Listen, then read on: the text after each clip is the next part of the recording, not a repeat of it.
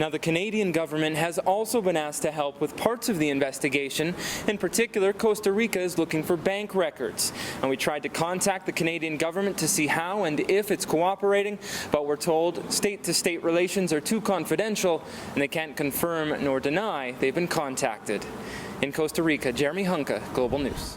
Now this is where the landslide eventually ended up, crashing down what appears to be a creek bed and carving this giant channel. It took out everything in its path, rocks, trees. It's up to 20 feet deep and about 30 to 40 feet wide in some places.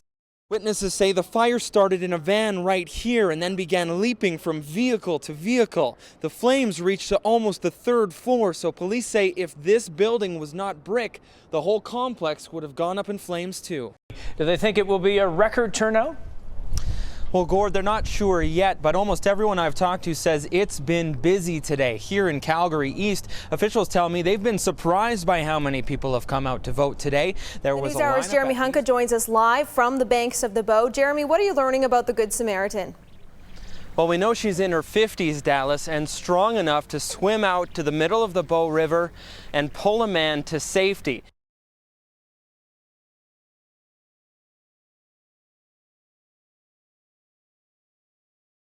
A growing number of Canadian companies are expanding into foreign markets to tap into their natural resources. But in many cases, they're facing stiff opposition from locals. Colombia is one of those countries. Workers there claim they've been threatened with violence for trying to unionize. And as Jeremy Hunka reports from Colombia, a Canadian oil company is now defending its reputation. Armed bodyguards may be the best defense if traveling on union business in some parts of Colombia. Bulletproof vests and bulletproof windows don't hurt either. Of course I'm scared, says Campo Elias Ortiz, for my mother, my family, and my daughter. Campo says he's been crusading for workers' rights for years, and in Colombia that's earned him criminal accusations ranging from damaging property to terrorism. But perhaps more serious, Campo says he was threatened with death after trying to unionize laborers for a Canadian company. They told me you're going to die, he says, if you continue with the union. We know who you are, we know your family, and who you work with. Campo says he's unsure who was behind the alleged threat, but he was fighting to unionize workers of Canada-based Pacific Rubiales Energy. There's no indication the oil giant had any involvement in the alleged threat, and it denies any anti-union activity. But it's a company used to protests in Colombia, and now facing serious accusations. The labor union USO filing a criminal complaint in Bogota, alleging union busting, even blacklisting of some workers. Union officials say employees have been forced to sever ties with their union in order to get work, and say roads have been blocked and checkpoints used to keep their delegations away. We feel like we're fighting against a monster, says the union's president. No formal charges have yet been laid. Colombian authorities will now investigate. But back in Toronto, Pacific Rubiales denies any wrongdoing. That's just patently absurd. You know, there's no way our company would involve themselves in any threats or physical violence with any worker. Peter Volk says the company in no way discriminates against any labor group, suggesting USO is using the allegations as a tactic to gain support. In fact, the company says more than 1,100 employees are part of a different union, adding that Pacific Rubiales is investing millions of dollars in Colombia for things like development and education for locals. We don't engage in strong-arming. We don't engage in attacking people, workers, anyone. Again, we're trying to build community. But allegations against Canadian companies don't end with Pacific Rubiales. Colombian Aboriginal leaders say elsewhere, massive Canadian mining projects are developed without proper consultation, displacing people sometimes amidst an ongoing armed conflict. So yes, we're upset, says Patricia Tobon, that the wealth being accumulated in Canada is coming directly from the violation of rights of Colombia's Indigenous. They're embarrassing allegations, according to Canadian NGOs like PASC, who say a host of Canadian megacorporations are getting rich, but at a cost. Canadians need to know about what's happening with their companies overseas because it's generating a great deal of conflict and misery for a lot of people. And it's not just PASC sounding the alarm, but a number of other Canadian organizations urging the government to ensure Canadian companies operating abroad are following the same rules they would at home. In Medellin, Colombia, Jeremy Hunka, Global News.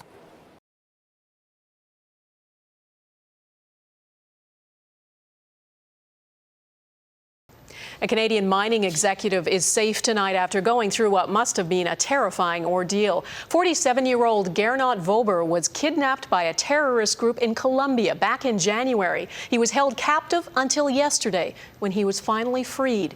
Reporter Jeremy Hunka joins us with more from Colombia. Jeremy? Donna, relief and raw emotion today from the family of Gernot Vober, 222 days after he was abducted and marched into the jungle at gunpoint. Now, Gernot's family back in Canada says words don't describe the relief they feel seeing Gernot airlifted to rescue yesterday. He's a vice president with Toronto-based Brave All Mining. He was working with one of his projects when he was abducted in Colombia. Now, his captors, the ELN, or National Liberation Army, said they would not release Gernot until Brave All Mining pulled out of the area. They argue that that area, the mining rights, belong to local Colombians. Now, Brave All announced they would pull out of the area last month, and then the ELN said they would release their prisoner. And through it all, Gernot's family says he's been remarkably strong. He seemed to be in. Now, the ELN called this a humanitarian gesture, but has a long history in Colombia of drug trafficking, kidnapping, and violence. Y los más diversos matices. On its website, a commander said that the handoff is proof that a negotiated solution is possible to conflict. Now, Gernot did lose a lot of weight, but is said to be in very good health. He's expected to fly home to Canada tomorrow. Donna. All right, Jeremy, thank you.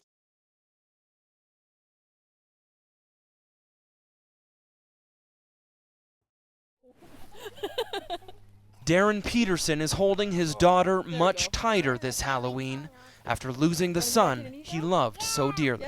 My heart broke. I love that little kid. It's hard that he's not here.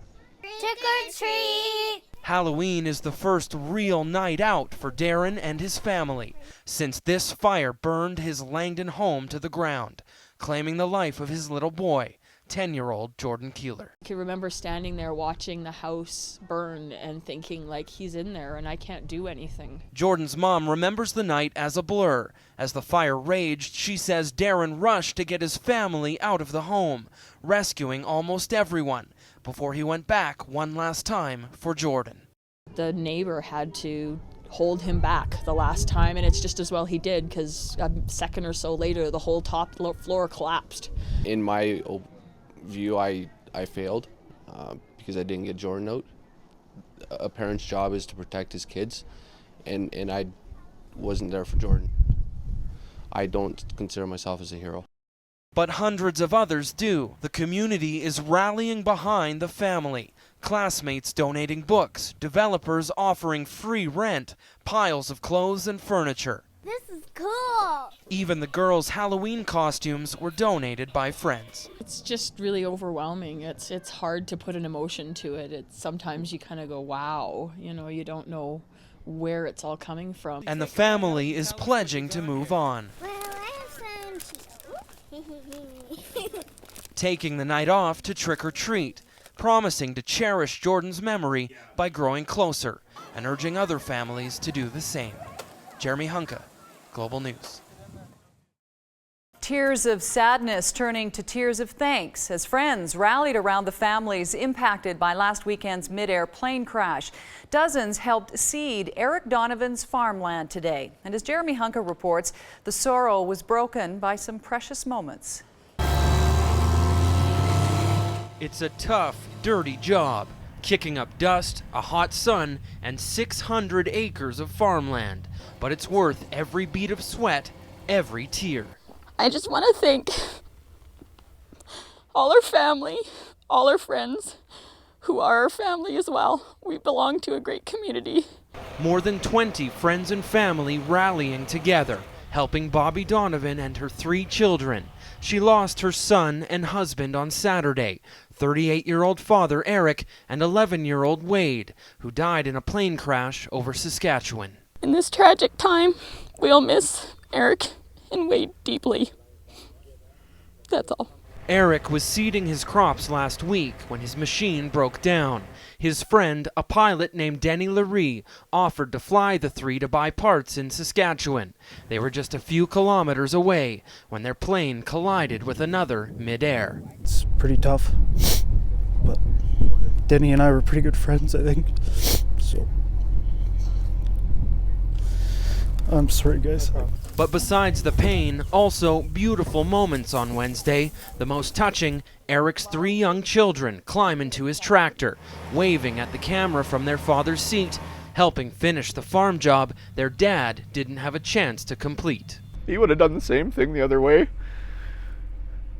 So everybody here knows that. A powerful message from those promising to stand beside their friends. I'd be pretty impressed if you were to see what's going on here today. It takes something like this to bring a community together to really think what's important in life. But nobody wants to take any credit, giving everything they can to help a family who's lost so much. Jeremy Hunka, Global News.